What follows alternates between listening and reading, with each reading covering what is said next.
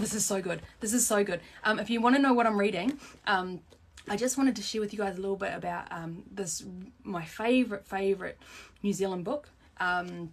It's a novel, so it's fiction, so not real. But however, the author, David Hare, who I've met, I talked to him about, how he came up with this concept and stuff. So basically he grew up in Wellington, but he's New Zealand born. So, going through school in New Zealand, we all learn about Māori legends and myths and stuff like that, especially if you live in different areas.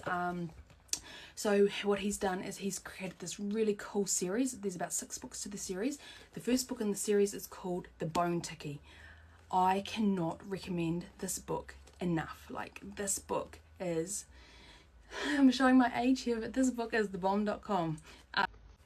So this book, The Bone Tiki, it is a YA novel, so young adult, but I wouldn't give it to anyone like sort of maybe like 13 upwards. However, it's suitable for adults as well. It is my favourite New Zealand book.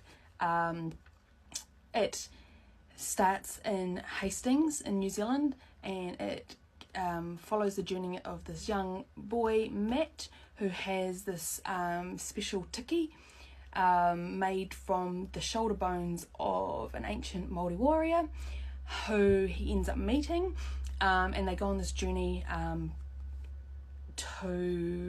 from Hastings across the Napitopa Highway. They go up the Waikato River, meet the Taniwha, and he discovers the veil between worlds, so like the ancestors of past who lived along the Waikato River, and they end up at the first book ends up at the top of the North Island.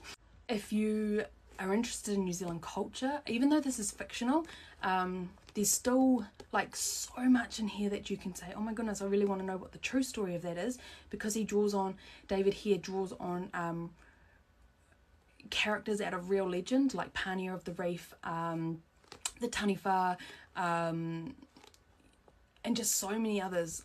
It's been a while since I've read it, but this is the most amazing book ever. So if you are interested in New Zealand, or you live in New Zealand and you really want a really cool story, adventure about New Zealand, and you want to learn a little bit about myths and legends, this is a really cool book to get your hands on. There is a few in the series. The next one in the series is called The Taniwha's Tear. It's by a New Zealand author. The Bone Tiki, it's a series. I would highly recommend it. But this series was super special to me because, as I said before, I read that chapter on the on Watamu. The location that Watamu appears in this book is when I first read this book was quite special to me because I'm from Taupua. When I was at high school, there was this guy that was about 2-3 years older than me. He was awesome, like the rugby captain.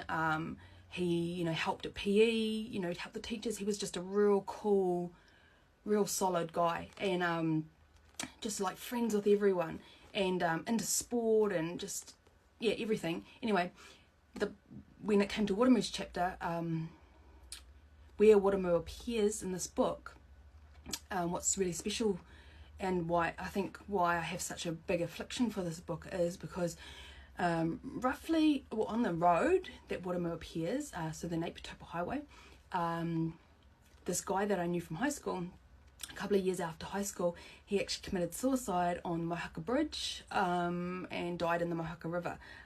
And so when this young Māori warrior, like this big, strong, like young guy, with what they say, with his feather cloak and his taiaha, when he appears and he's like basically the man, like he takes on everyone, it really felt like the guy that I knew. Felt like his spirit, which was, David doesn't know anything about this guy that I knew, or his death or anything like that, didn't know anything.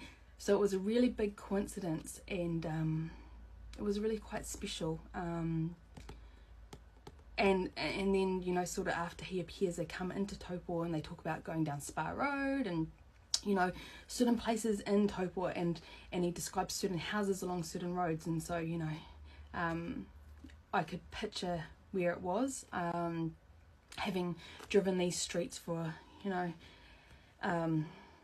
just shy of I won't say my age but since I was 9.